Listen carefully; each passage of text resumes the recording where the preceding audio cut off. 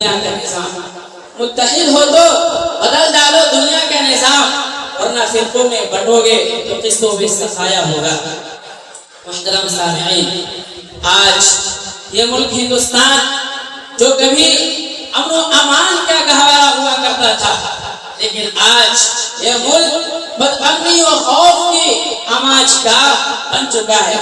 یہ ملک ہندوستان جو کبھی عدم تشدد کا درس دیا کرتا تھا، لیکن آج ظلم و تشدد کا مسکن بن چکا ہے۔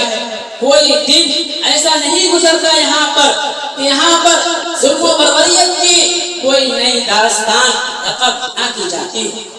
کبھی گو رکشا کے نام پر، کبھی لو جہاد کے نام پر، کبھی ہندو مسلم کے نام پر، کبھی مندر مسجد کے نام پر، کبھی حجاب کے نام پر، کبھی حلال گوشت کے نام پر، کبھی NRC CA کے نام پر، کبھی لڑکیوں کے سروں سے دوپٹہ اتارنے کے نام پر روزانہ کسی نہ کسی ایشو کو اٹھایا جاتا ہے۔